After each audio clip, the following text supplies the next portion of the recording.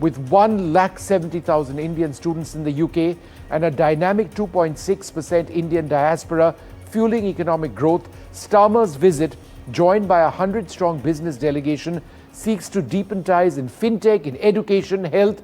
It unites two global powers for prosperity and for security.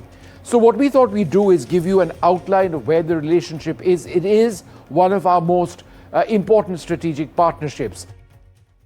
So what we thought we'd do is give you an idea of the basis of the equation between India and the United Kingdom. Consider this. There's a comprehensive strategic partnership. It's been elevated to a new level, guided by the Roadmap 2030 and the Vision 2035 document for long-term multi-sector cooperation. There's the historic free trade agreement concluded in May. That's a comprehensive pact projected to double bilateral trade, which stands at about $56 billion by 2030. A focus on critical technology, strategic collaboration through the Technology Security Initiative, which prioritizes R&D in AI, quantum, critical materials, and future telecoms as well. So that focus on critical technology is so important. There's a deepened defense and security relationship, always been a key part of the equation, which promotes co-development and co-production of defense products, supported by regular defense exercises, some of which are in fact going on right now. Strong people-to-people links facilitated by migration and mobility partnerships and the Young Professional Scheme, leveraging a large and influential Indian diaspora in the United Kingdom. There's been cooperation in health and education. Let's not forget about Covishield, which came from AstraZeneca, that saved the lives of countless people. Huge in terms of the manufacture of that COVID vaccine in India, for India and the world. And of course, there is education as well. So many Indian students travel in and study in the United Kingdom. So cooperation in health and education, absolutely critical, but also in terms of professionals such as nurses who have a key role to play within the British health system. It's a very important year for the UK-India partnership.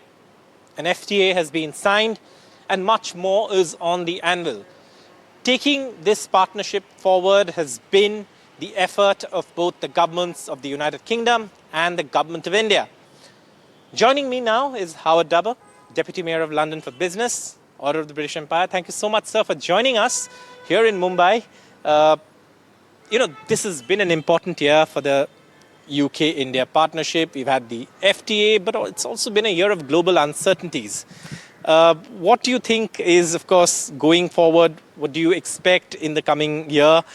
And how is this relationship between the UK and India likely to strengthen in a year full of uncertainties? Well, thank you very much for inviting me on.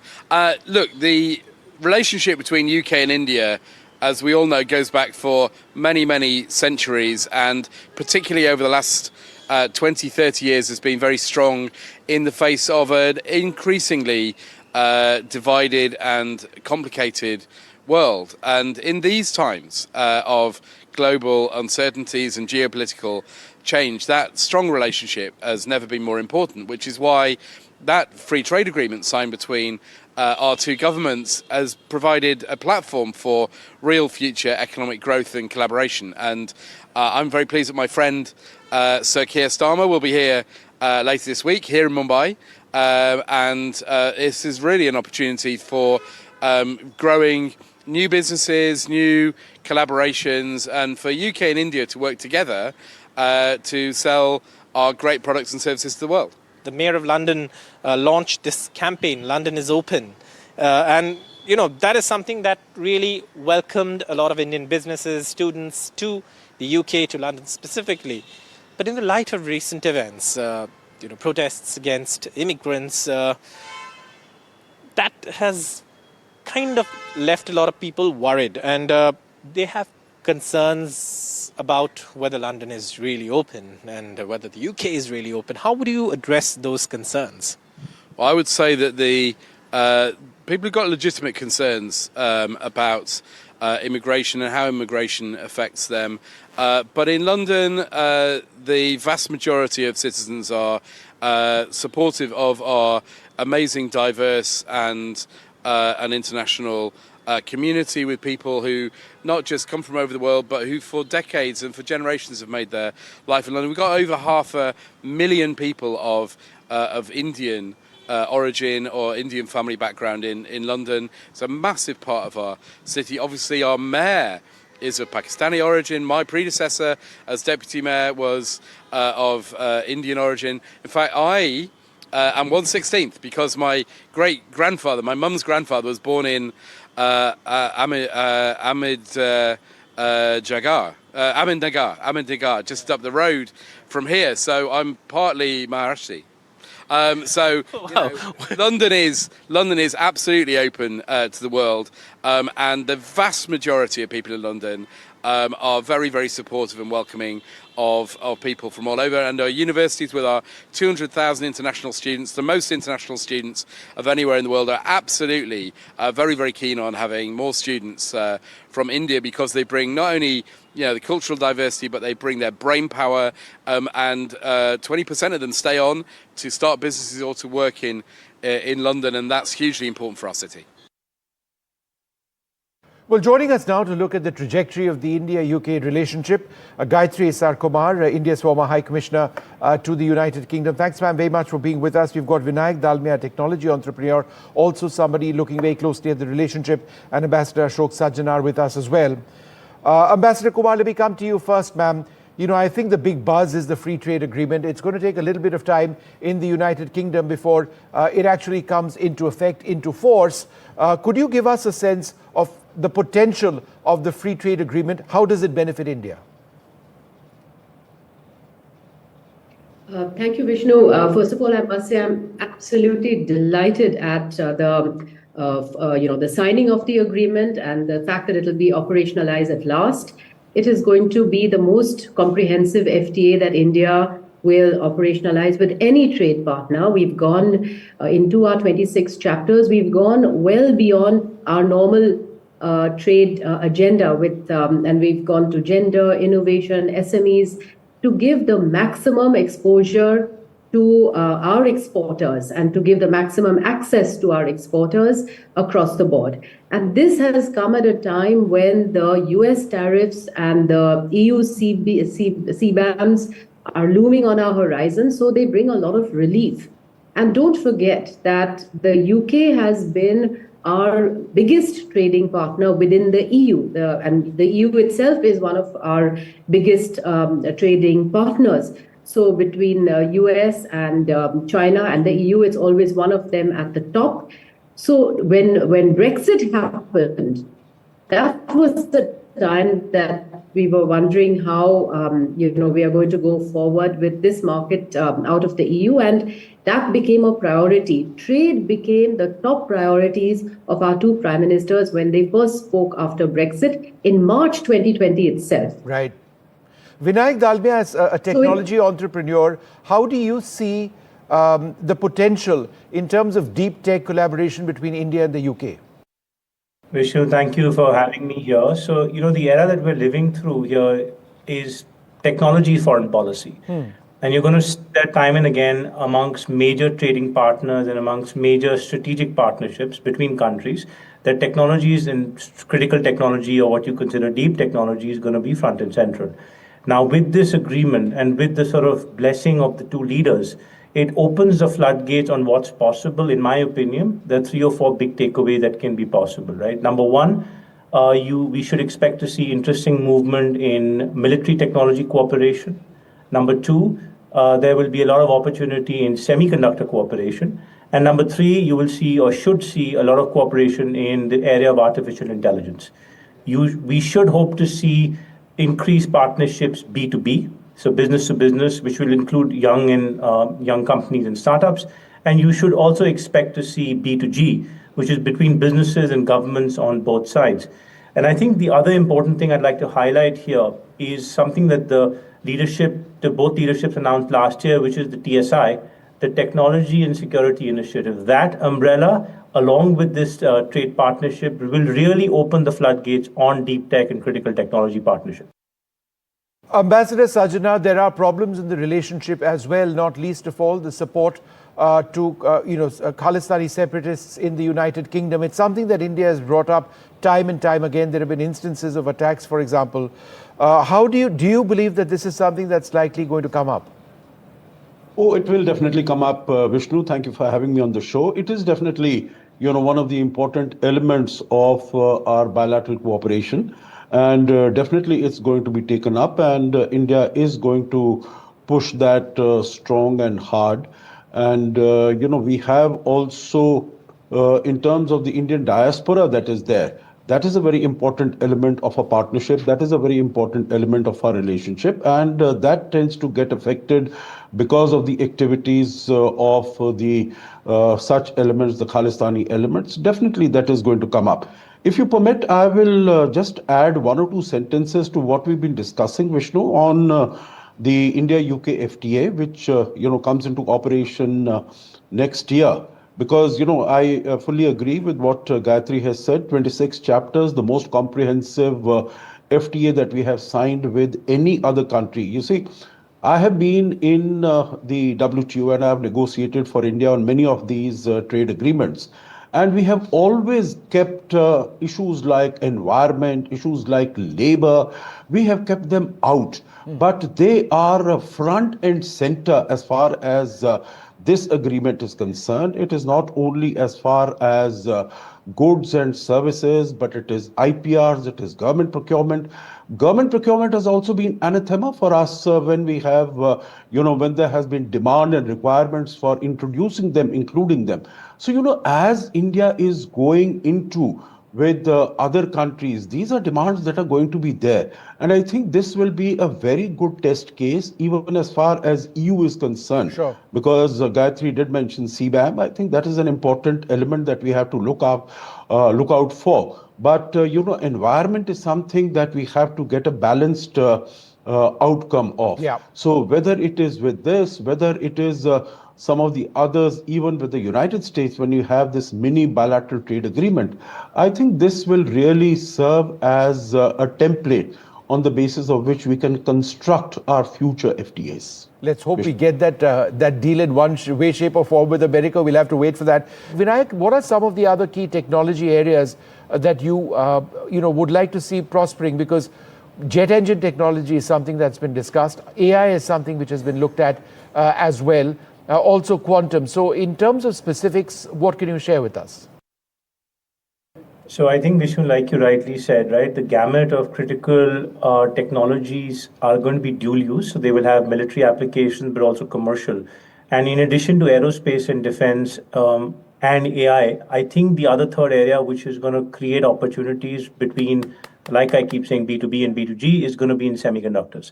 I think both India has a very strong national mission and a very strong design talent. We also have a strong domestic market. And the UK historically has some interesting technologies and IP and companies in semiconductors, both from a design and fabrication perspective. So semiconductors in particular, if you ask me, could become an interesting area of collaboration between the two countries, both for the sort of commercial markets as well as for the defense market. Ambassador Kumar, I was talking about education and the fact that 170,000 odd Indian students go to the United Kingdom to study, but there's a great demand for British universities to come here as well. We can talk about AI and quantum and tech and all of that's great, but I think for a lot of our viewers who seek education, how is this at one level a very critical part of the partnership? Yes, it's a fantastic development that two universities are coming into the GIFT framework, and they will be operationalizing in January and later in the next year. This is important because scholarly and literary flows between India and the UK have been a tradition for decades now, and our students are very much valued.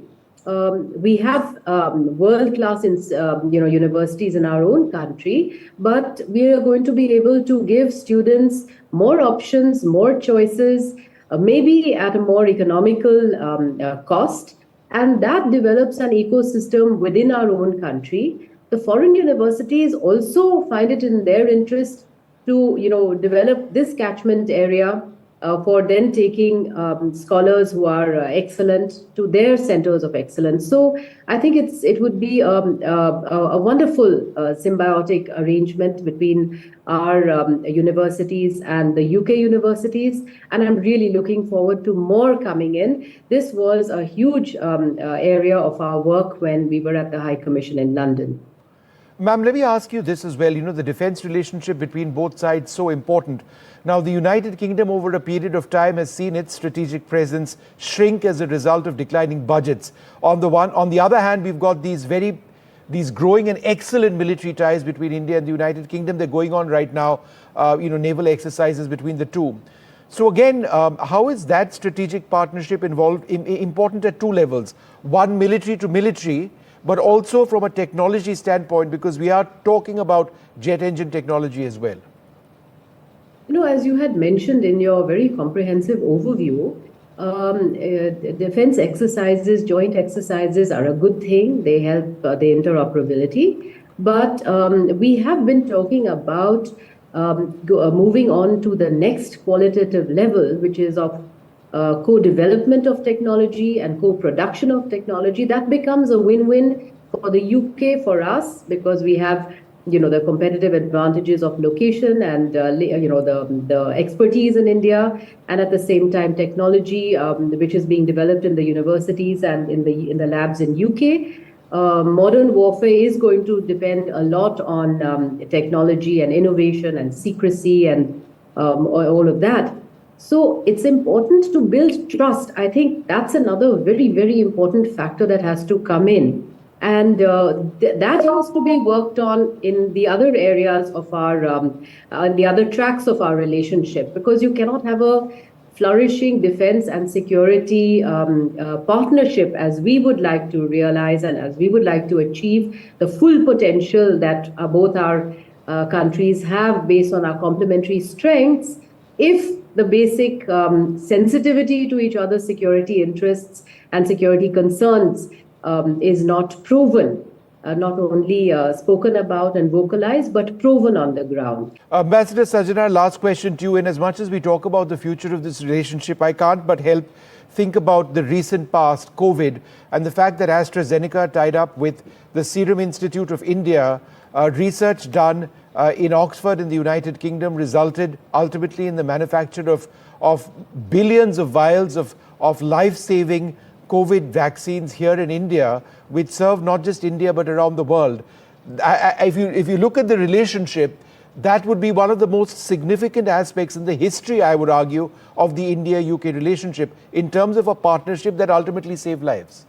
No, absolutely. You're very right, Vishnu. I think that was an unprecedented cooperation. It was not, as you said it very rightly, it was not only, so very significant for India, because, whenever such, of course, not of such magnitude, but whenever pandemics have taken place, India itself has been at the receiving end. It has had to import these vaccines. There has hardly been any manufacture of these vaccines within the country right at the time when you need it. So here it was that, when the COVID struck in late 2019 or early 2020, then by the end of the year, it was the developed countries which have started vaccinating their people with Pfizer, Moderna vaccines, etc. And as far as India is concerned with this Covishield, we were able to start our vaccination on the 16th of January 2021, you would recall. So, within about a year or so, which again is unprecedented. And as you put it very correctly, Vishnu, on the 20th of January, we were sending out these vaccines in our immediate neighborhood. It went to Bangladesh, it went to Bhutan, it went to Nepal, and very soon also to Sri Lanka, Maldives. And by the end of it, we had sent out more than 300 million doses of these vaccines, Vaccine Maitri initiative, to more than 100 countries. And, this is, of course, without referring also to the large quantities of medicines that were sent out. But, in addition to that, and, Gayatri has been there, and all of us, who visit that place, we know as far as the NHS is concerned, the National Health Service is concerned, how many Indian doctors, that really is the backbone of the health system as far as the United Kingdom is concerned. Yep. And that has been under a huge challenge, that has been under a huge stress.